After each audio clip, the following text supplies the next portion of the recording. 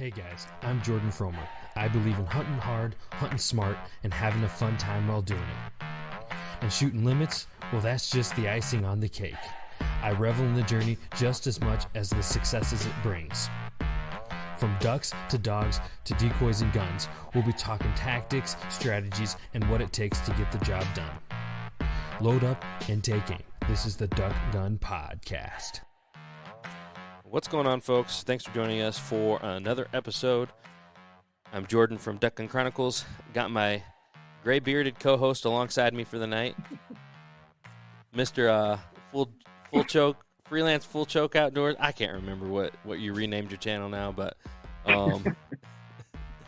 but we are here for another podcast tonight. And before we jump into it, real quick, our guest for tonight is going to be Freddy King. It's going to be a good one. He's been in the industry for longer than almost anybody. So he's full of interesting tidbits and awesome dog training tips. So stay tuned for that. But before we jump into that, let's give a quick thanks to our partners. And first off, I'd like to give a big thanks over to HTR Innovations. Guys, my favorite product this year from HTR, which they got some awesome ones, but I've been a huge fan of the HTR gun stand, and you heard it here first. We got some new stuff coming on the gun stand with the game strap accessory clip-on as well as the blind bag accessory clip-on. So I'm going to be having those come out on the gun stand here in the off season, but that thing's been awesome. Anytime you go in the marsh, stick it in the mud, you put your gun on it, your ammo on it, your blind bag, your game strap, keeps everything out of the water, keeps your gun grip free and cycling like a champ. So make sure to check out HTR Innovations at htrinnovations.com. All right, guys. Off season is here, and I know between now and the start of next season, you're going to want some new gear. And before you hit the buy button on whatever you're looking at, go check out bandit.com. And from there, you can access Bandit, Avery, and GHG. And they've got everything you need, from waders to bags to decoys. Just go check it out, and their stuff is fantastic. Jordan and I have been using a lot of their equipment for the 19 and 20 waterfowl season. And I'll tell you what, I'm there right now checking out the things that I want to upgrade my gear. So make sure to check it out. One of my absolute favorites is the Red Zone 2.0 waders, the change that I've made from the neoprene waders over to the breathable. I'm never going back. So go check out bandit.com and start shopping. Awesome. One more thing I'd like to add before we jump into the podcast. Guys, I'm going to be at the Indiana Turkey, Waterfowl, Deer, I said that in the wrong order, Expo this week. So I'll be at the HCR booth. If you guys are there, I'd love to see you. I'd love to say hi. Always fun talking to listeners and viewers of the podcast. So make sure to stop by. HDR will be in the Waterfowl Alley, and hope to see you there. And also, guys, it's the end of the season. If you're getting the blues and depression yet for duck hunting, Elliot and I, we filmed our entire duck hunting season, and we got a catalog, a library of duck hunts from former seasons as well. So if you're getting the itch, you want to see some waterfowl content, jump over there. Elliot at Freelance Duck Hunting and Jordan at Duck Gun Chronicles. You can see all those videos over there. All right, well, I think right now is a perfect time to go ahead and jump right into the podcast. What's going on, folks? Thanks for joining me on another episode of the Duck Gun Podcast. I'm Jordan from Duck Gun Chronicles. Got my co-host, as usual, Graybeard from Freelance Duck Hunting, Elliot. And our guest for tonight is Freddy King. So how you doing tonight, Freddy? Oh, I'm doing just fine, and I'm joining that clan of the Graybeard. The red's going to gray. Awesome. I appreciate y'all having me on. Yeah, we're super pumped to have you on. We're actually this is something that was a while in the making. We had a few tries trying to get you on here from technical difficulties and scheduling, but we got you on here, and we're super pumped to have you on. So I guess from starters, let's go ahead. Let's hear a little bit about your personal background. you know, we kind of were chatting with you before we went live here and started recording, and you have a really interesting and a lot going on in the waterfowl industry. So go ahead and fill some of us in on what you got going on. Well, like most of us, I grew up around duck hunting. I mean, it's pretty much ingrained in my blood. I was born and raised in southern Louisiana, and Mom, she's pretty much a Cajun lady from down around St. Martinville, that area, and we lived down in there in New Orleans and stuff. So I was about 7 or 8, but she had actually met my dad, who comes from chicken farmer stock up here in the central Arkansas. We eventually moved up here when I was young, and really, ever since then, as long as I can remember, I've duck hunted. But ever since then, we've always duck hunted in central Arkansas. So this is where I set my teeth pretty much in it and got solid with being involved in actually all outdoors. Loved deer hunt, loved squirrel hunt, rabbit hunt. Did a lot of trapping back in the day. Did a lot of coon hunting. We were a pretty strong outdoors, background oriented family. So just kind of one thing grew to the next. Moving up here, waterfowling was kind of the one thing that we could all really sink our teeth in together. My brothers and the rest of my family, they'd come up and duck hunt with us, and during deer season, we'd duck hunt in the mornings, deer hunt in the afternoons, and duck hunting was one of those sports that you could always have family and friends, and well, y'all know how it is. Carry on, had conversation. That's why people love duck hunting so much. It's just such a hunter interacting sport. Yeah. So do you still deer hunt and trap, or do you just pretty much all waterfowl now? Well, I mean, and don't get me wrong, I love deer hunting, and probably just as much as the duck hunting. But there's a lot that goes with the duck hunting that feels a lot more. The dogs. I love that. I love to be able to carry on with my buddies. I love the boat ride. Deer hunting. I love deer hunting. But and over the years, as we all do, we kind of graduate to trying to shoot bigger bucks. So you get a lot of time on the tree stand just sitting there by yourself, wishing something, wishing to even just see a squirrel.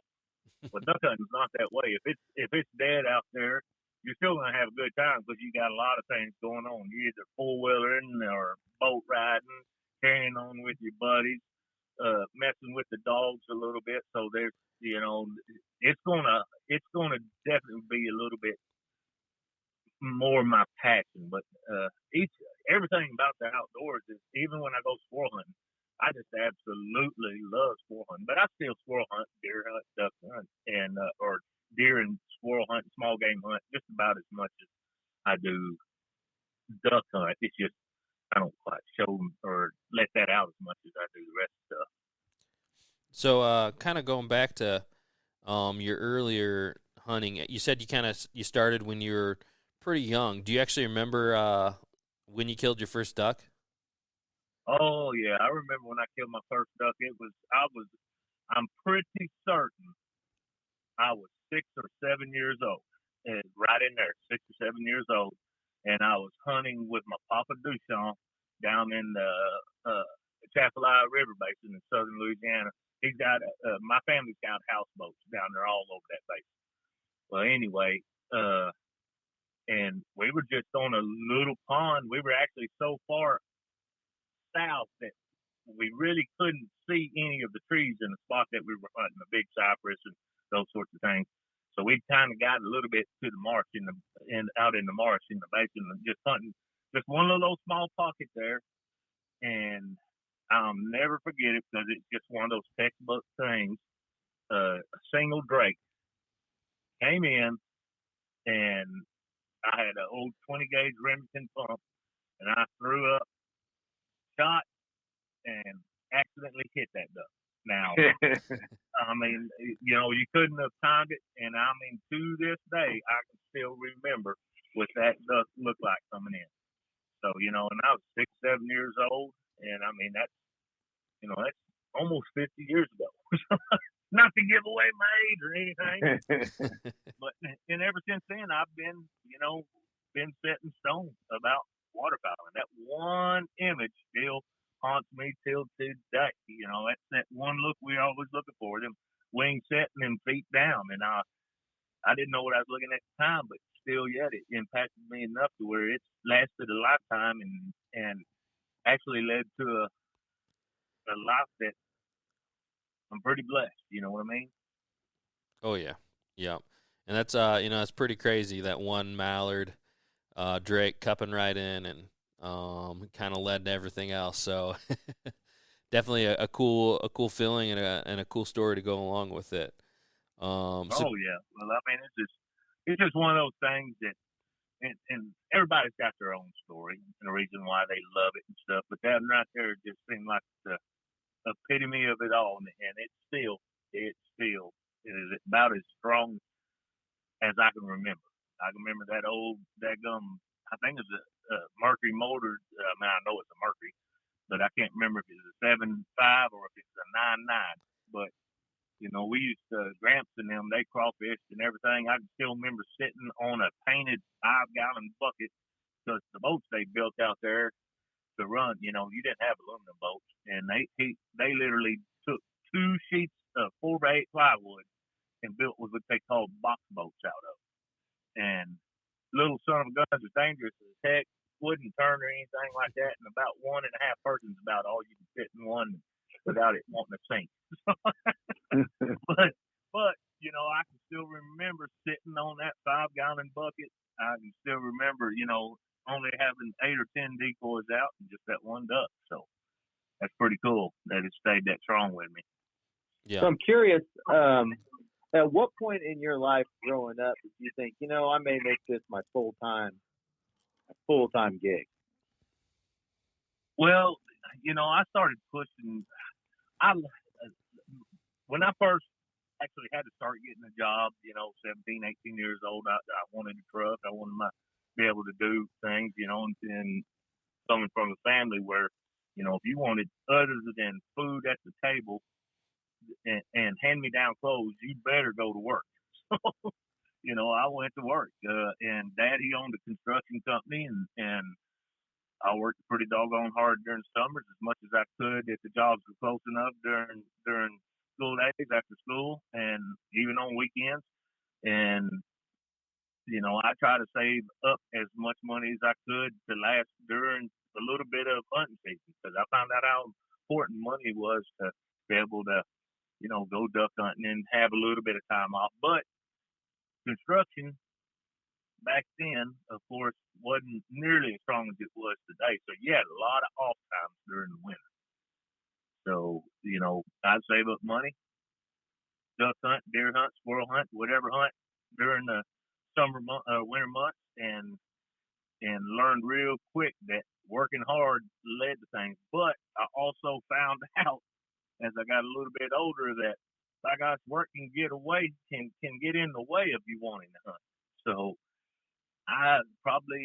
it was, I think 1989, 90 right there, right in around that time, just a couple, 3 years after college, I got a video camera and I actually bought a pretty decent one. Back then it was big SVHS cameras was the best you could get. Not a VHS, but SVHS. And they actually shot some pretty doggone video compared to the VHS. So what happened was I just started filming my family. We'd go duck hunting, I'd film it. We'd go deer hunting, I'd film it. And just over a period of a couple years, and I'm not saying that we were actual killers, but we were. And I actually got some pretty good stuff. I got some real solid duck hunts. And back then, this is the late 80s, early 90s, we would, you had a 2-duck limit. So you'd go out in the morning and the first group of ducks, if there was 3 hunters, if there was 8 or 10 ducks, 9 times out of 10, you were done. You were done. You killed your 2 mallards, you was done. That was it. So, and you go through all this work, walking out there, dragging the decoys and all that. So I started filming those hunts, and we started actually bow hunting those ducks. Oh, wow. So, Yeah, so we land the duck, and most of us would shoot one or two. The first group, they wouldn't fly off, and if you had a group of ducks working, some of them land, you'd shoot one. The rest of them would still land.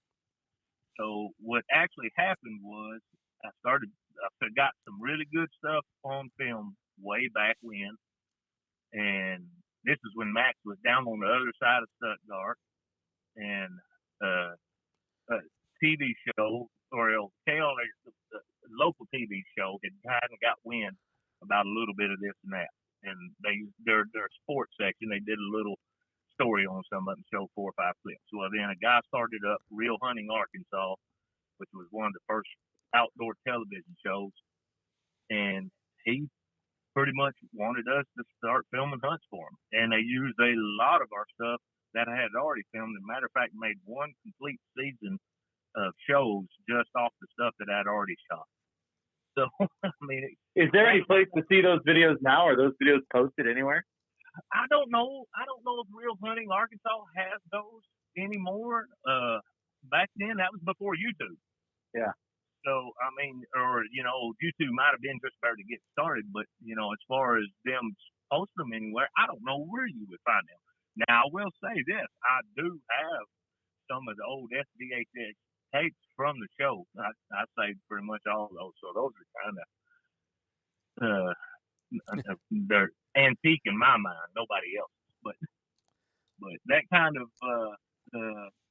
snowballed things into Max, like I was getting at earlier, was on the other side of Stuttgart, and this is when Harold Knight and David Hale had just kind of started traveling around a little bit together, right? And before Knight and Hale had actually started, so I went down there, and they had a little old booth set up and stuff, and and I'm sitting up there talking to them and this and that, and turkey hunting was just starting to kind of get going in Arkansas.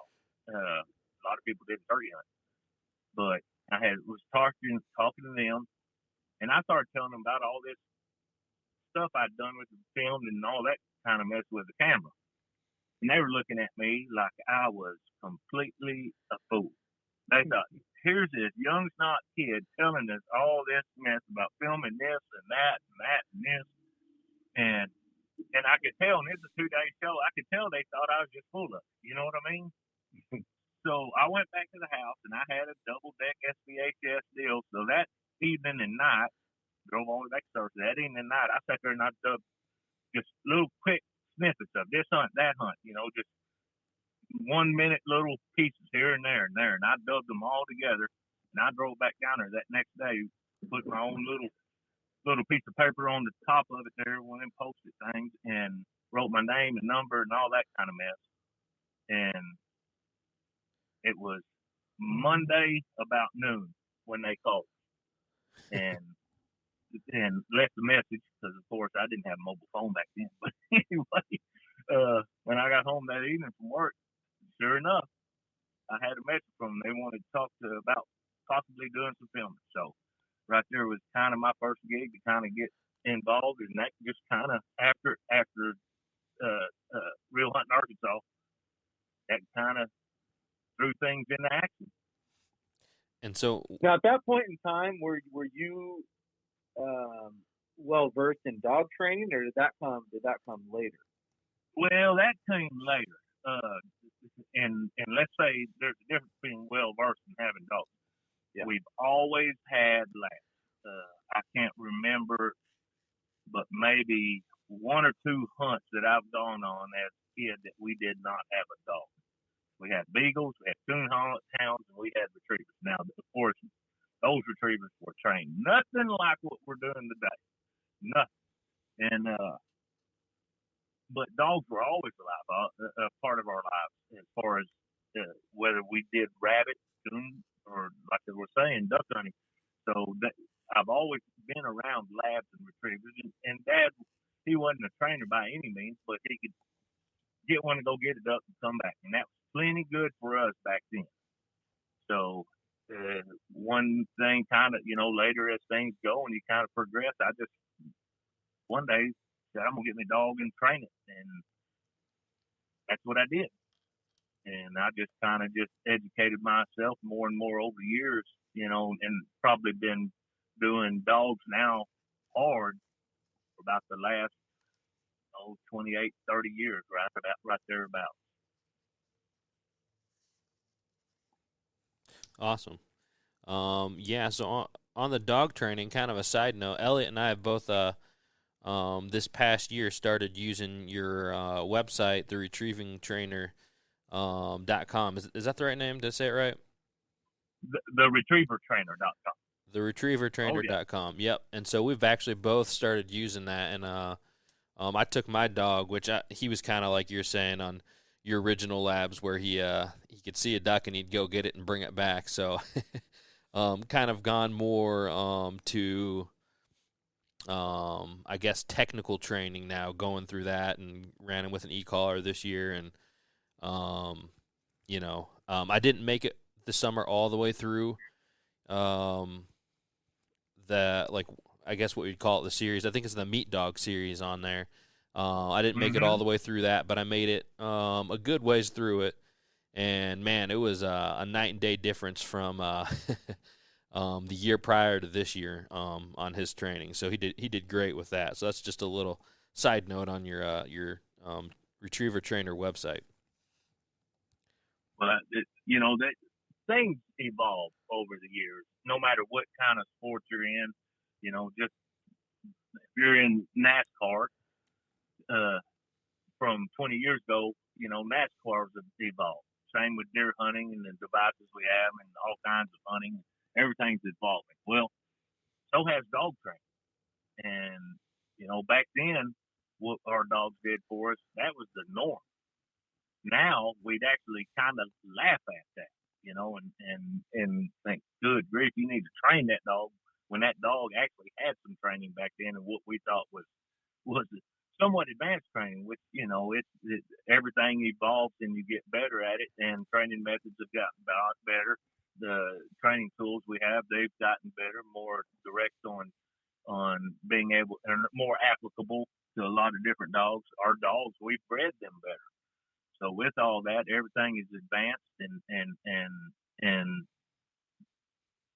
evolutionized, however the word would be, evoluted. I kept wanting to say, which I don't think is a word, but everything's gotten better, and there's so much information out there that it's incredible now that we did not have even 5 years ago. Yep. The information that's available to us, quick and simple and easy, and the methods have gotten, and it's kind of like this. I try to tell everybody, I don't ever claim, don't want to ever claim to know everything there is about dog training. That's not it. I'm not the first to come up with everything you see on TRT. There was somebody else that showed me this or that or this. And a lot of it goes, to a pro trainer over here in East Arkansas that used to work at the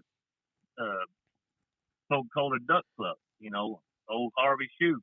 And he was a pro white coat trainer that took in a 22, 23-year-old kid and was showing him how to do things. And by golly, even then it was pretty rough stuff. But I learned a lot of stuff from him that was passed on to other people, and methods now that I see, and they have evolutionized into different, progressed into different types of drills and methods of training, those sorts of things.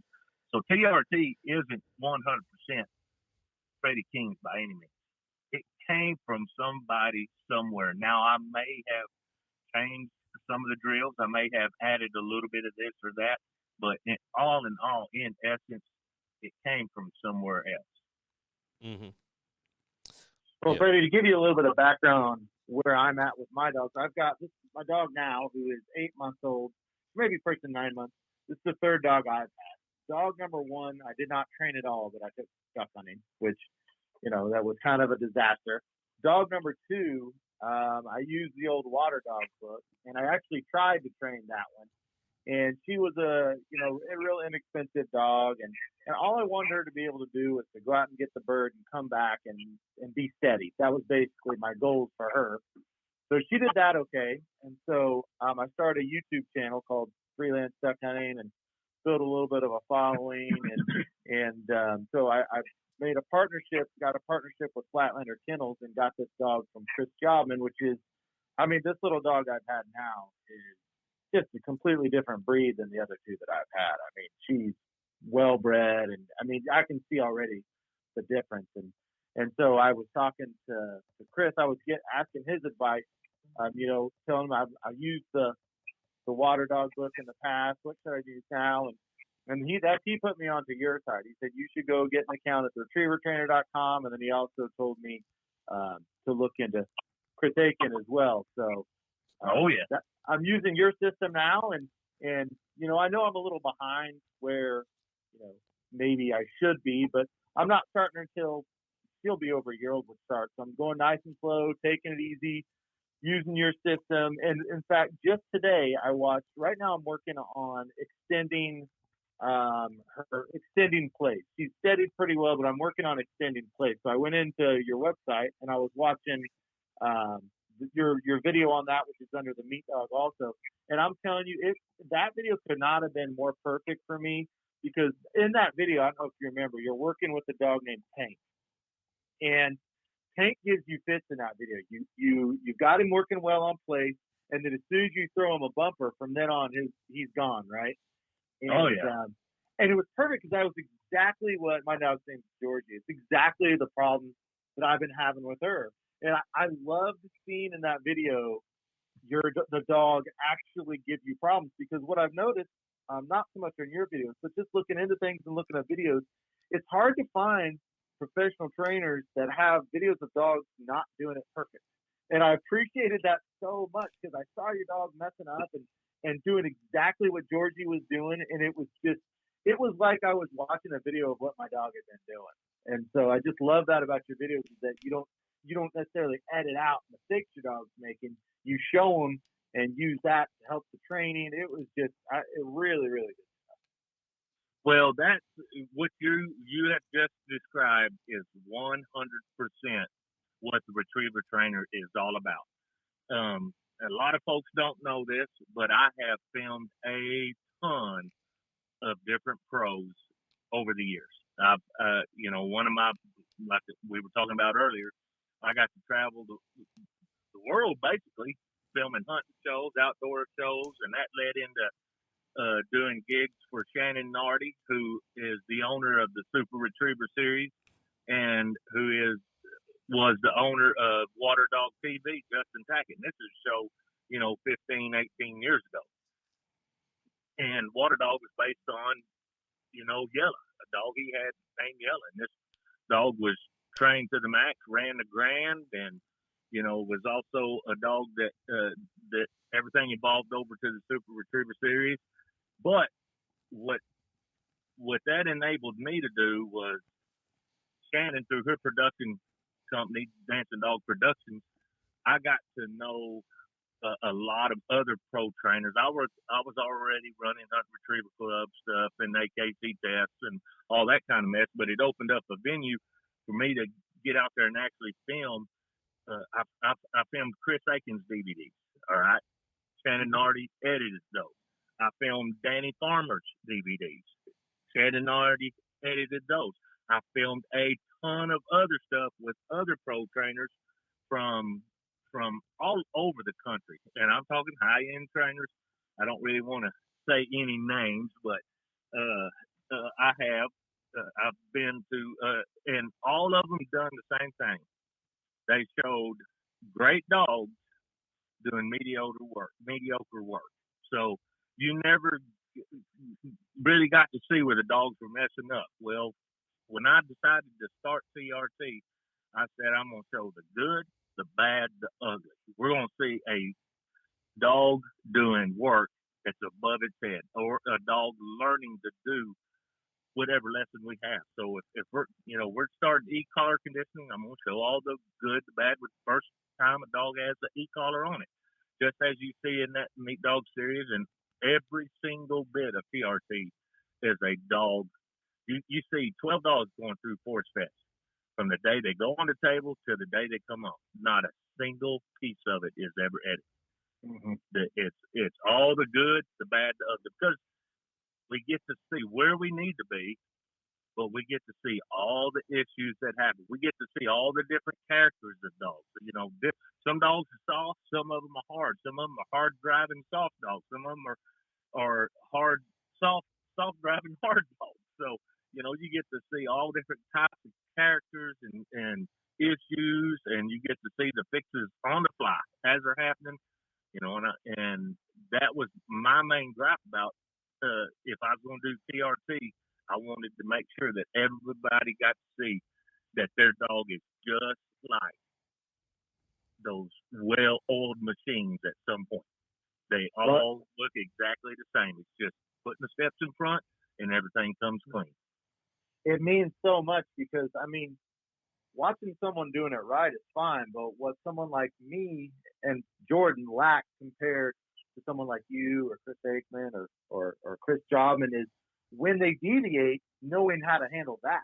That's really what we need, because we don't have all those hours built up of dealing with all these different dogs. This is my third dog, so my experience base is really small. So seeing that where the dog is making the mistake, and even things like your tone of voice, when you're choosing to say no, and I just pick up little things like, okay, all right, it's okay to be a little more stern. Just basic things that you guys probably forget because you've known it for so long. Guys like us are picking up on just body language and just minor things. Even it's just extremely helpful.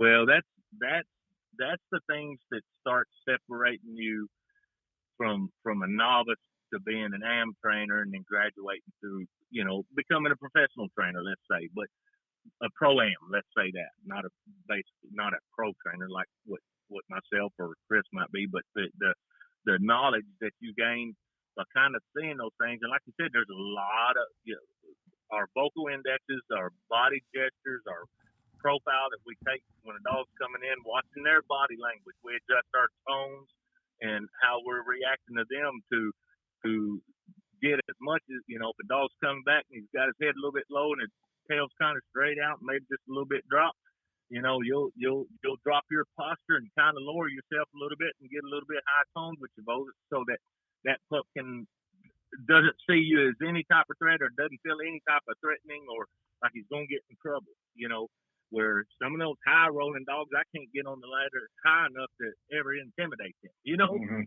Yeah. So, it's and learning that, seeing that, and watching that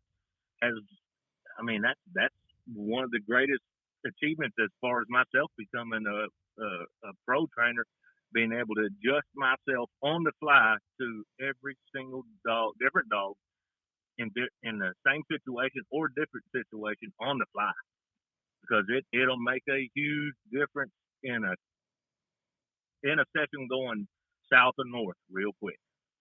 Mm-hmm. Absolutely.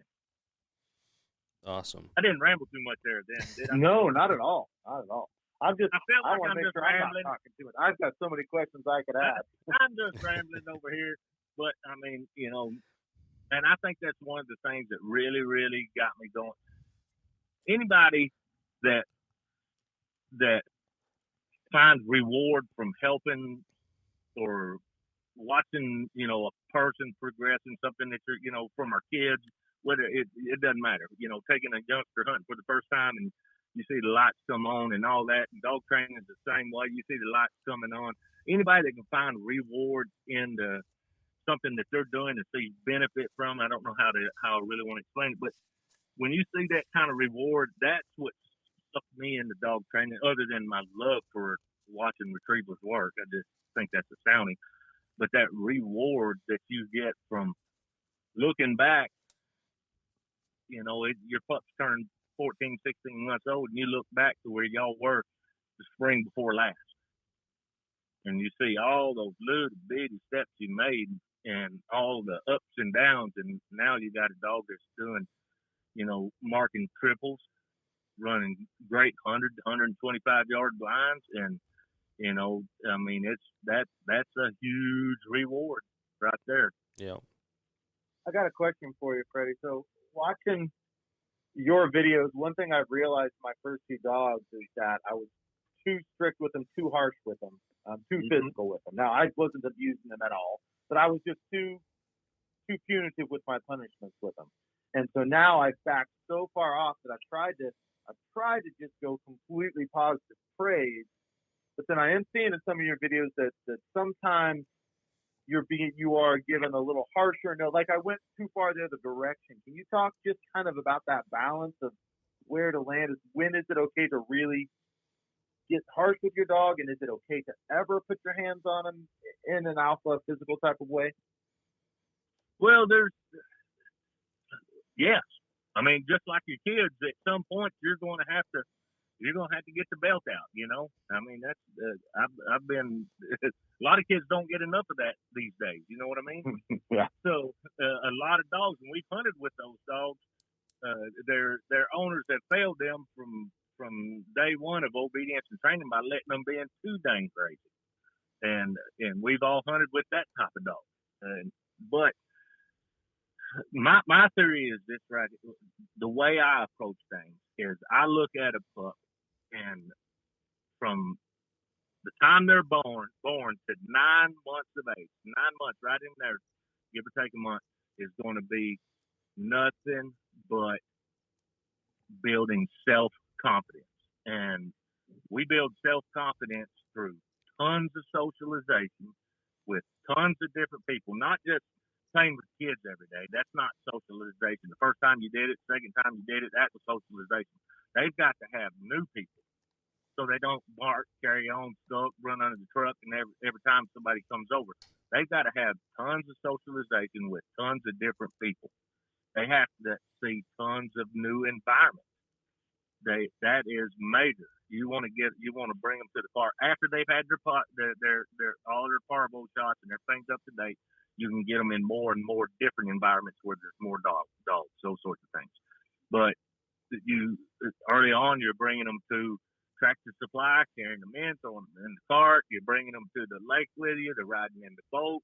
They're going to all kinds of new places. And self-confidence is built through those two different types of things. Then retrieving desire. That's our other thing that we're looking for. My main two focuses are self-confidence and building that retrieving desire. Retrieving desire is a lot of people go out there and just throw two or three tennis balls and whatever, and pups comes back. That's fine. Some of them wear their pups out. That's horrible. Even though your dog will retrieve 25 times, that's horrible. That dog's drive will be even stronger if you stop at 5. Anytime you wear a dog out on retrieve, you're actually lessening retrieving desire, in my opinion. So we're building that self-confidence, and then we're making that retrieving desire, building it. We're building retrieving desire through methodical stages. We're going to start in when they're 7, 8, 10 weeks old. In that period, we're going to be in the hallway. We're going to be tossing socks, little soft, squeaky toys, getting them going to the end of the hall, coming back 2 or 3 times, maybe 4. Then we're quitting. We might do that maybe one more time that day, but most of the time I'll just do it once. All my dogs, they'll usually get one little quick session a day, and then we go on to something else. And I try to keep it limited where they're coming back, and I don't take the bumper or the toy away from them immediately. I just kind of pet them on the back, praise them about it, let them hold that toy as long as I can. You take it away too soon, you're going to start building that keep away game. As long as they feel like, okay, this is my toy, he's not going to keep it away from me, he's praising the snot out of me, I really like this. And 30 seconds later, you pick them up by the belly and slip it out of their mouth, all is good. So methodically, we're building that retrieving desire. We got a little plan, and we graduate that to the yard. We're still socializing our dog, but all the way up until around, once we see that pup's retrieving desire is strong and their self-confidence is as high, no matter where we're taking them, whatever, they're glad to meet people. They're glad they're jumping out to check out the new environment, those sorts of things. Then around that 6 to 7 month mark, then we can actually start formal obedience, what I consider formal obedience.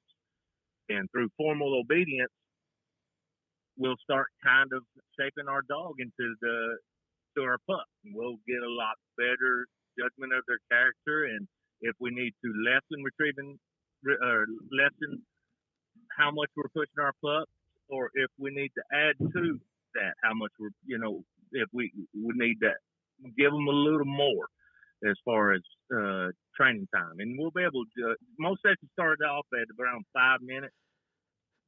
And then as our pups get better and better and their attention span stays longer, we'll start graduating them to 6, 7, 8 minutes as we progress. But that first 9 months is the most important time of that pup's life. Yeah. I kind of rambled a little bit. No, that's great stuff. Yeah, so I guess while we're on the questions, I'll throw one in as well. So, well, I didn't. I was getting somewhere. I was going to finish up, not to interject and stop y'all, but you'll be able to tell real quick as your pup is getting older how much you're going to be able to become let's say the alpha of the pack. Mm-hmm. And you'll be able to tell, at one time your pup's going to nip at you and those sorts of things, get playing a little bit too aggressively, and you might grab its muzzle. And that one time when they're 8 or 10 weeks old or 12 weeks old, that one time you do it might stick with them for the rest of their lives. Dogs are that way. Mm-hmm. So that one time might impact that dog for the rest of the life, where all you have to do is use a minimal amount of tone in your voice to get some kind of reaction, from a difference between a loud or a soft note when they're fixing to do something that you don't like. And I know we've all seen that with dogs. And then some puppies, you might have to grab that muzzle 15 times before they finally give up and say, okay, all right, you're a boss. You're a boss. But then again, later on in life, I don't care. They're all going to try you one more time. So the answer is it depends on the dog. It does. Little forces you need to get the job. It does. You start off, you let them, it's just like our kids. They're going to be, when they're babies and stuff, they're going to get into this. And when they're, toddlers and stuff, and you're trying to teach them, no, don't grab this. And they keep reaching for it. You're not beating them or anything. You're just patting them on the hand and giving them a little pat on the hand and saying no. Yeah. Well, some kids you have seen get fighting mad, and some kids say, all right, okay, don't be touching that. So, and dogs are the same way. I mean, in all honesty, they're the same exact way. Just like kids that if you really get them out and involve them into, social life and get them in sports, dance, gym, whatever, and they tend to do better in interacting with other folks their age and even older. So it's the same thing. Yep. So while we're still on the questions, I actually got one as well. So kind of talking about the drive and all that. So one thing that I had a big improvement was with Chief, and I did a lot of things wrong early on. And this last year going through the system and going through more technical training. And we'd train sometimes 3 times a day, and we'd do short sessions. And I really got his retrieving drive up through the off season. But I don't think you can ever compare kind of like, at least I can't in my training, the drive that they get. Like when he sees like a goose, go down, like the amount of drive he has for that compared to like a bumper. I mean, is there ever a way to get the drive of a bumper kind of up on the same level as you get for live birds? Well, yeah, and it starts when they're very, very young. I've never owned all my personal dogs are as crazy about bumpers as they are birds. They're as crazy. You get a tennis ball. I got 4 dogs in the house right now: Thief, Asia, Pete, and Tato. I got 4, and they range from 6 months old all the way to 5 months old. You get a tennis ball out, and them 4 dogs, you better watch your fingers. Because I'm telling you, they gonna take your fingers away, and it's all the base exactly how I've done them, and it's all the methodical steps that I've taken and never, ever, ever putting too much pressure on them to retrieve. I stop if they show lack of interest. I stop immediately. I don't try to throw them another one. I just go on to something different, and I slowly and methodically build that retrieving desire to where it's just as crazy for a bumper or a duck or a goose or any of those things. It's equal all the way across the platform. Interesting. So is there And so my I dog's missed your question. yeah, my dog's 4 at this point. Is there much? I mean, honestly, you just keep working on the same stuff in the yard and stuff. But is there kind of? I mean, for me, I don't see the same drive for like a bumper. I mean, he goes and gets them, like you said. But when when he's ready to stop, we stop right away. But like he would never be ready to stop for like when we're out retrieving live birds. Right. Well, older dogs, if that's making them bumper, and I call it bumper crazy, and getting them older dogs that haven't had that instituted into them and real strong, and it's going to be tough to ever get that going because it's something by the time they're 8 or 9 months old that boom, it's there. Gotcha. So, the main thing you can do with older dogs, and trust me, I do get them. I get them in training, and that aren't nearly as crazy about working with plastic and rubber as they are feathers. So, with that, I have to keep a good mix of feathered bumpers, and that's what I throw 99% of the time. And I keep them more jacked up about training sessions. And a lot of times I have to shoot those dogs 1 or 2 ducks a month to even keep them elevated to get through the training program. Just because you can't put birds on running a double T on every pound. You just can't do it. So those drills are methodical. They get boring as heck to a lot of dogs. And the only way you can keep their attitude and their attention spiked is, training with marks and using live birds and feathered bumpers as much as possible, depending on that dog's level of excitement that you're dealing with. So the main thing with your pup right now is just try to keep it balanced and train with birds as much as you can. And anytime you're working with bumpers, keep your sessions as short and as fun as possible. A lot of praise. Awesome. That definitely answers that.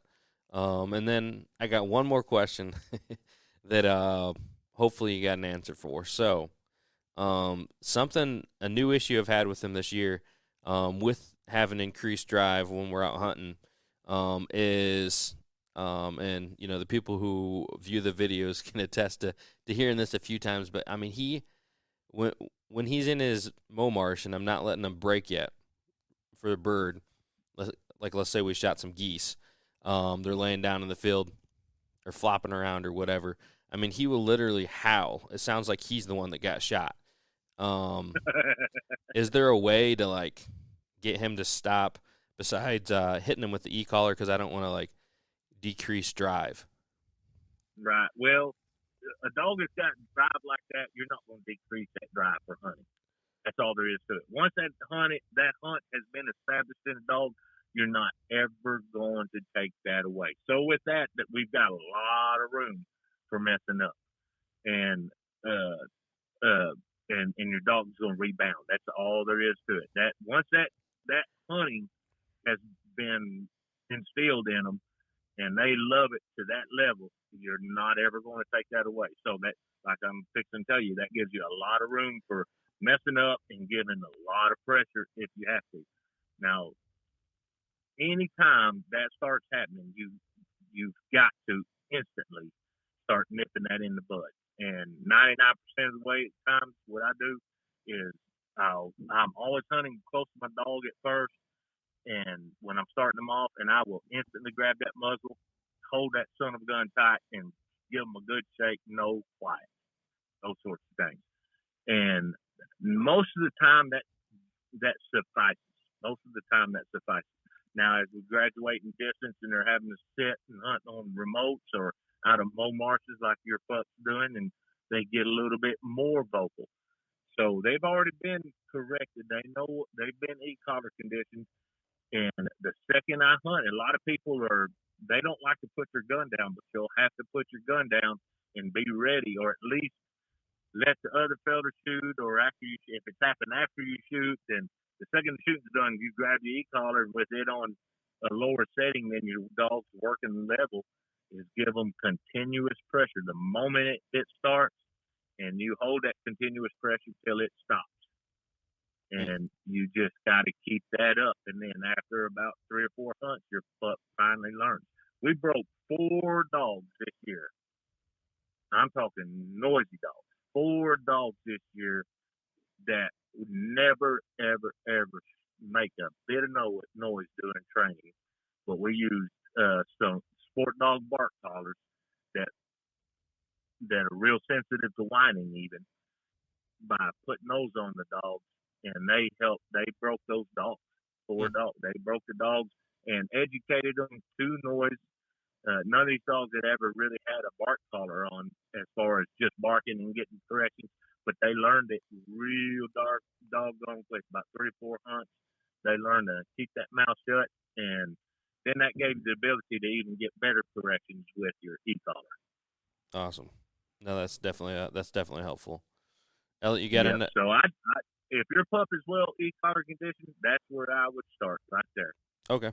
And your dog's not doing it when he's sitting beside you on a stand and you're hunting. It's only when he's going in a remote position or where he's. No, he'll do it. It's honestly, it's not like 100% of the time. It's like, I mean, I don't know. He did it real bad like the very first hunt of the season, because it's the first time we'd seen live birds, in 6 months or whatever. And then he did it on our last hunt of the season here, really bad as well. And both times he was in a mow marsh not too far from me. Well, if you'll do that with an e-collar pressure or get a sport dog collar, I promise you, in 3 or 4 hunts of that happening, that dog will learn.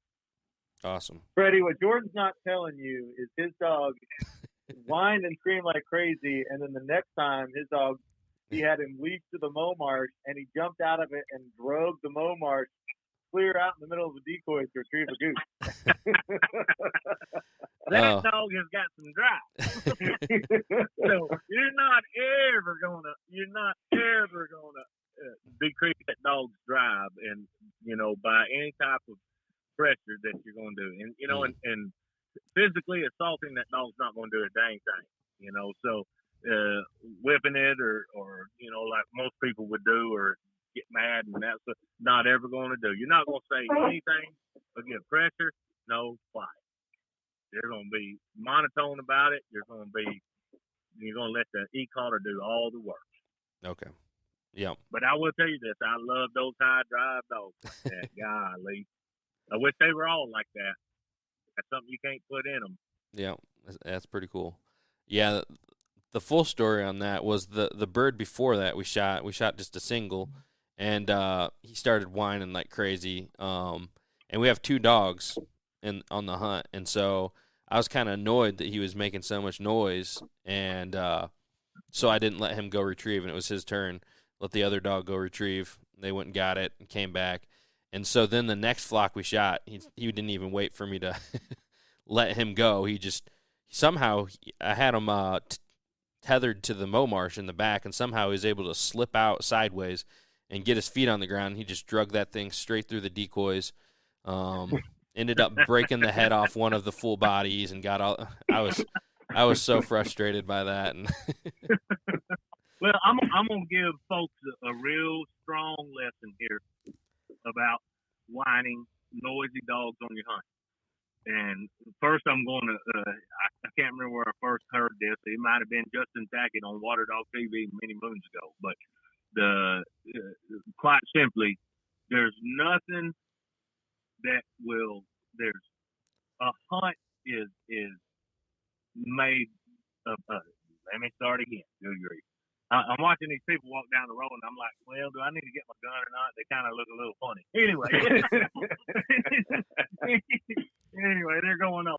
But Justin Tackett, I'm pretty certain is who I heard it say it on one show, and there's nothing that can add to a bad hunt like a great dog.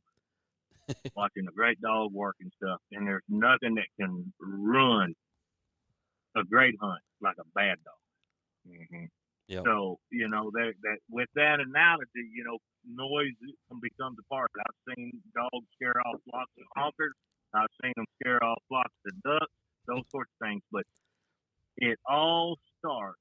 It's our own fault for letting this happen, because it all starts when their puppies are living in the house.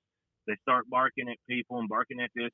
9 times out of 10, literally about everybody, grabs their pup's muzzle and quiet. No, quiet. And, if they hear sirens and you're trying to watch it, you grab that muzzle. Quiet. No, quiet. So they learn that early on. They learn it every time somebody knocks on the door. You get onto them. No, quiet. Those sorts of things. Somebody pulls up, same thing. The dogs that live in the house, a lot of times the dogs that live outside, they don't get that much attention, but still it does happen. Well, through that, they've learned, they got to be quiet. And then if they're ever vocal during training, it graduates to the same thing: muzzle grabs, e-collar pressure, quiet, no quiet, those sorts of things. Or they don't get to retrieve. Well, all that is being trained and stuff. But what happens is they do 2 things. First, they take their pup hunting when they're way too young. Can't wait to get their dog out on their first hunt. They're 12 months old, that sort of thing. Their dog's getting jacked up. They're starting to get vocal. And instead of the owner sitting next to their dog with their gun hung up behind the tree or in the box or whatever, they're trying to shoot. They're not paying attention to their dog.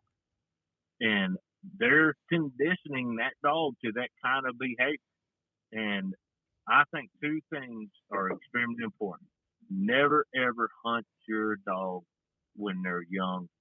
If they're high-driven dogs, especially, I just will not do it. I will not do it. Now, if a dog's 12 months old and got an HRCH title, that sort of thing, yeah, that dog's fine to hunt. But you better sit right next to that dog. You help that dog through it. You help them watch for things, help them watch the birds fall, those sorts, and really guide them through those first hunts. And the first time they start making noise, you address it. You address it right then and there. And over time, 2 or 3 hunts, they get better and better and better and better. You address any noise issues. You address breaking issues, all kinds of things. And like I said, most of the time, I don't even let them pick up the first 1 or 2 days that they've hunted, unless they see a real easy bird fall right there. I know they can go right there and back. Most of the time, after the shooting's done, the ducks are picked up, I'm throwing the bird. Letting them go out there and just kind of getting their feet wet, so to speak. But people, they'll hunt their dogs too early, and they won't spend the time introducing and acclimating their dogs to a hunt. And that right there leads to breaking issues and noise issues every single time, it seems like. That's a great advice. That's excellent stuff right there. So, kind of to change directions, but still on the same topic here. So, kind of thinking back, to my grandpa's dogs, and I grew up with my grandpa having 4 dogs all the time for hunting, and my favorite dog was Chief of his dogs, and, we'd go out there upland game hunting. There's just so many awesome traits about Chief that I loved, and I ended up naming my lab after Grandpa's dog, Chief. So do you have any kind of dogs that stand out that you've hunted with over the years, or any dogs that you'd call kind of a favorite, or any stories you want to share along those lines? Well, they're all been such great dogs. 23 years old, one of my first best dogs was that I had trained to HRCH level was a dog named Ike, and Ike is this dog that was a high pressure dog. He could take pressure, and I had been to a ton of Lardy seminars, Dobbs seminars, and those sorts of things, and I'd seen, I was training by those methods, and back then we trained with a little bit more, with e-collars that, by gosh, they either had weld or weld past. Those two settings. There wasn't no soft e-collars back then. Them son of a guns, my gosh, they had the stroke of Zeus coming out of them. So, dogs, they got a lot of pressure back then. And this dog, and what I'm getting at is, he let me, as screwed up as I might have been with my training, he stuck with me through everything and took everything. So, I did a lot of things wrong with that dog that taught me a lot about what to do right now. So, he really stands out. A lot of people know Teal. She's one of my favorites of all times. Teal came a couple of 3 dogs after Ike. I had Casey. He was in the mix. Casey was one of the first dogs I ran in the Super Retriever Series, a good 15, 18, 20 years ago, something like that. One of the first events they ever had. But Teal, she was a pretty phenomenal dog.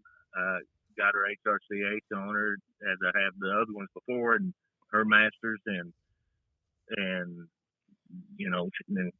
she actually, her last retrieve she made on the Cache River, right at my side. She was gone blind in one eye. She had lymphoma. Kind of bounced back from that, and had a strong hunting season. And the very next year, had a real good season. And about halfway through that, she actually died beside me after making a retrieve on the Cache River here in Arkansas. So, not that moment, but just that dog alone. A lot of people have seen her. So I built a tribute on YouTube that a lot of people have seen that dog. But she's pretty strong. But, man, they all so daggum special. You get all the dogs I've had since then, Teal, Buck, Deep now, and then Asia. All of them have different characters, and kind of like my kids. I ain't got a favorite kid, but, some of them are better hunters than others. There ain't no doubt about it. Some of them are better dogs than others. There ain't no doubt about that. So, but as far as all of them having a special place, they just all do. Yeah. Awesome. So, well, I think right now is probably a good time to jump to the lightning round. What do you think, Elliot? Yeah, I think so. I think this has been wonderful. So you're doing a fantastic job, full of information. I can't wait till we post this podcast because it's just really, really informative, good stuff for people like Jordan. Too much. I got a bad habit of getting off subject. We might be talking about one subject. Next thing you know, I'm talking about foosball. No. Well, I don't feel like you've been rambling at all.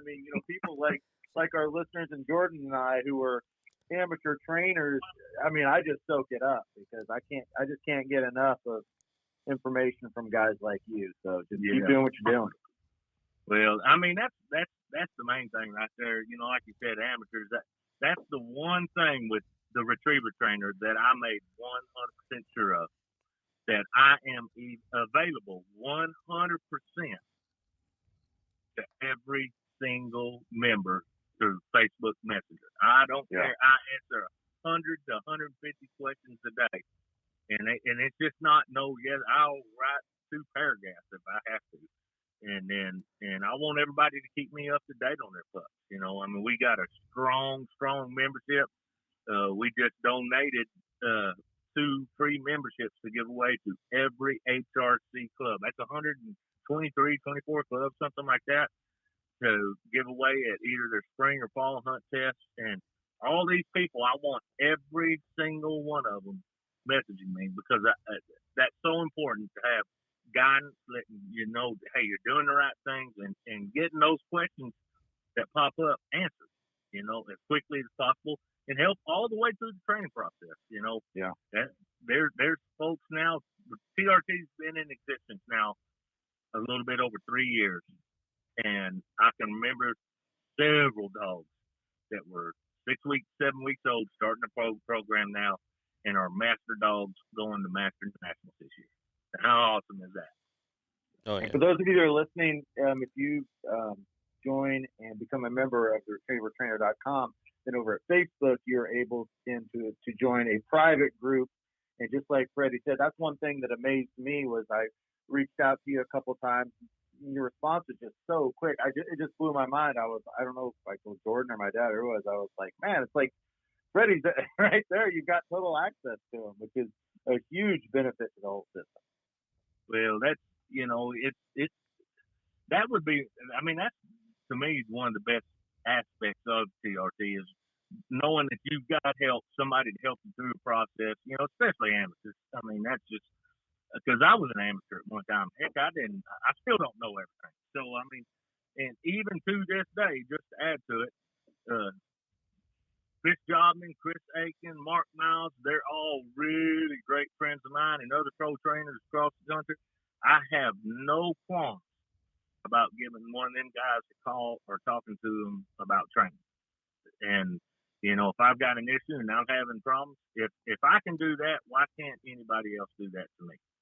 So, and that's the way it ought to be. Get help when you need, ask questions. And I tell folks all the time, you'll never, ever, ever bother me by asking me a question about dogs. I guarantee you that.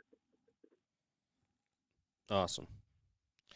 All right, let's go ahead. We'll jump right into the lightning round. And the lightning round's a little segment we do, and it helps people know a little bit better and more about you as a duck hunter. So, started off, what kind of shotgun do you shoot?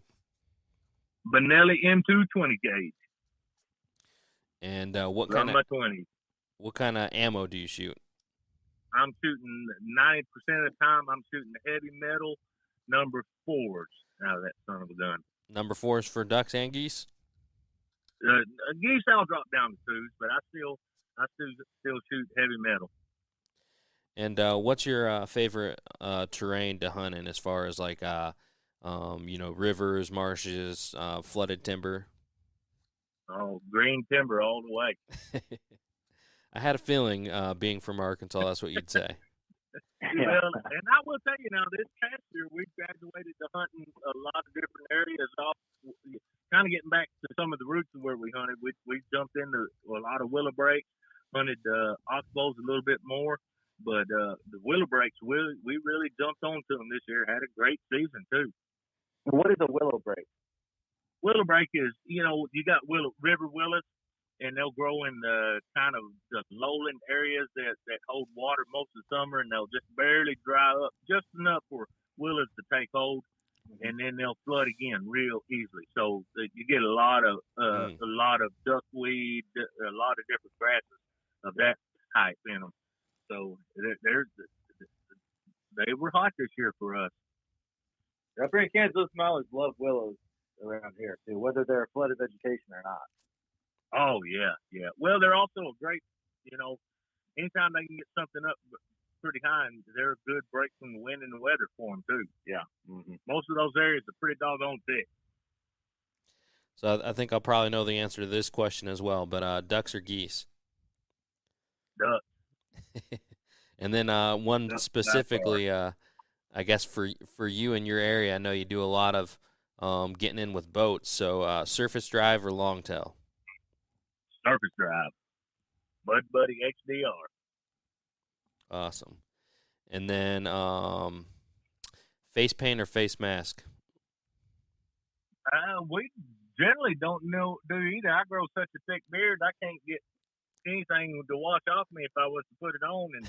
And by gosh, your face mask is so itchy to me. But none of us wear either.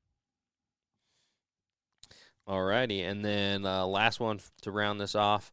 Let us know a story about your most memorable duck hunt. Most memorable duck hunt. Well, this past year, one of our main guys, Echo guys, he died. He died 35 years of age, and right now, as far as most memorable hunts, is still the last time I got to hunt with Tyler Merritt. So it's staying pretty strong. As far as in my mind, this past season was tough for us as far as not having Tyler out there with us. But right now, that's by far one of my most memorable hunts. Awesome. Sorry to hear about your guys' loss with there. I'm sure that's a tough one. All right, let's go ahead and jump to next topic, and let's talk a little bit about your season this year. So how'd you guys do out there in Arkansas? Well, Arkansas over the last few years has kind of gone a little bit downhill in the duck numbers. The either we didn't have water and we had the weather, or we had water that was in some areas of the state and pulled them. So the ducks kind of got to where they were jumping around. And then a lot of times this year we didn't have near the cold fronts as usual, but we had a good push of birds early that kind of set our season in gear. So kicked off the season, halfway through the season, it was pretty much, we burned them up pretty doggone good for most of the season, at least halfway through, and then it started falling off. But as long as we stayed mobile and watched duck patterns, we were able to stay on. So we had a pretty strong season for the most part. So do you keep track do you hunt public or private? About 50-50. It used to be about 70-30, but, last year we hunted every single day. We hunted public. But this past year we hunted about 50-50, but it usually averages out about 70% public and 30% private. I made my first trip to Arkansas this year. I went to Cypress Crossings. I'm friends with Joel Strickland. I don't know if you know who he is or not. Well, I'll back to my filming career. Mm-hmm. When Joel first started Adventure Bound Outdoors, that tells you how old I am again. Yeah. I filmed a lot of stuff for Joel, and Joel built several shows out of some of that footage way back then. Very cool. Very cool. I figured you probably knew him just because you're. I know Joel real well. I filmed Joel shooting turkeys. I filmed him killing deer. You name it. I'm telling you right now, if they've been in the industry, whether it's a product manufacturer or a TV show that's let's say 15 years old or older, at some time, form or fashion or some way, I've filmed for them. That's all there is to it.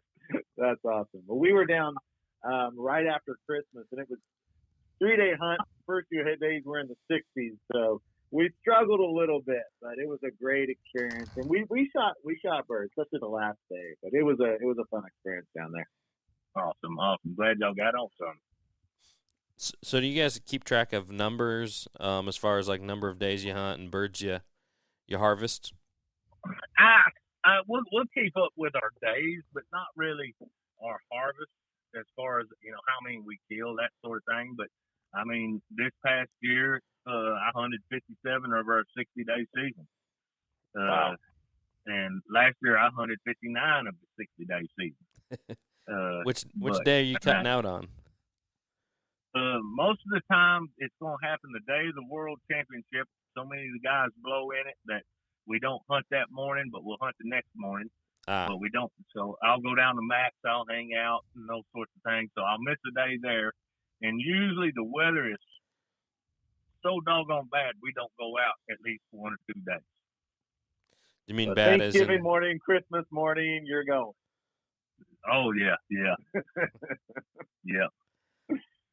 So when you say the weather's bad, do you mean it's like too warm, or it's like thunderstorms? Yeah, thunderstorms, tornadoes. It ain't. Arkansas is prone to have a tornado in December. Yeah. I guess in flooded timber, that's probably not the best place to be. Yeah. I don't know if you've ever been in the timber when the trees are crashing down. It ain't fun. Nope. Unfortunately, Elliot and I have neither one of us has had the chance to hunt flooded timber yet, but I'm sure we will one of these days. Oh yeah, yeah. We don't have a lot of flooded timber in Kansas. There's some in the southwest, the southeast corner, but there is. There's a little bit there, but boy, I tell you what, Kansas got some phenomenal hunting. I've hunted all over Kansas, and man. Yeah, it's got some phenomenal waterfowling, no doubt about it. When you come to Kansas, have you been hunting dry fields or public marshes or private or what? Most of the time it's been private, but we're hunting fields, and then we've hunted during freeze ups. We've hit a lot of smaller creeks and those sorts of things. Uh, uh, and I mean, I've had some talking about those willow trees along those or cottonwood trees and stuff along some of those creeks. Man, it's awesome seeing them son of guns work in and come in those little old tight creek beds. Sure. Yeah. Yeah. Yep. I'm partial to the big, shallow prairie marshes myself. So you've got to try the prairie marshes out here. October, November. It's phenomenal. It's beautiful. Yeah, I've never hunted those. I've driven through them plenty of times, but I've never hunted them. We've either field hunted or we've hit those creek beds like that. Yep. Yeah. Awesome. And a few cattle ponds, I should say that. Yeah, those can be fantastic as well. Yep. You darn right they can. Awesome. Elliot, you got anything you want to add before we go ahead and wrap this one up? Well, I can't believe you didn't ask on the lightning round. What choke are you using in your gun? I'm shooting Rob Roberts. I shoot T1 in the timber, and anytime we're hunting open water, I'll bump up to a T3 or T2 or T3 choke. And how's that correlate to like the modified full type range full? T1 is going to be about like a modified. T2 is going to be kind of a full choke, and T3 is going to be an extra full. Sounds good. Cool. All righty. Well, we really appreciate you coming on. Been an awesome podcast full of information and stories. So thanks again. If you want, go ahead one more time. Let people know where they can find you on social, TRT, and everything. Well, I'm Freddy King, of course, and theretrievertrainer.com is the website. If you got a puppy, if you got an advanced dog, you want to see a ton of different drills, there's over 1,000 videos on this website. Going from 6 weeks all the way to advanced, derby, qualifier, master, you name it, it's in there. You can also, there's working dog sections where you can actually see hunts taking place. You can watch Echo's Mounted Madness series DVDs on it. That's free to all members. And pretty much you can contact me through Facebook private messenger. Go to my actual page, my personal page. Facebook has been at me because I've got a certain number of followers that they think I should go to one of them pages, but that people of importance have, but I don't want to do that. I'm keeping my personal page. That way I can interact with everybody, but still just up there in that corner, hit message, send me a message, and I will get back to you. You need anything retriever oriented, we'll just want to talk training, ducks, I'm all about it. I'll guarantee you. And guys, don't forget it's theretrievertrainer.com. I know I made that mistake at the beginning of putting a retriever trainer. It's theretrievertrainer.com. Yep, theretrievertrainer.com. And it'll get you right there. We have guest speakers. Chris Jobman's been on it. Chris Aiken's been on it. Several other trainers have been on it. And those sorts of things. So it's definitely, it's just not me. I like to use everybody else's talent out there to show different aspects of retriever training. Awesome. Alrighty, folks. Thanks again for tuning in for another one. I'm Jordan from Duck Hunting Chronicles. Elliot from Freelance Duck Hunting. Thanks again, Freddie, for coming on for another good one. And we'll see you guys. I appreciate it, guys. And we'll see you guys next week.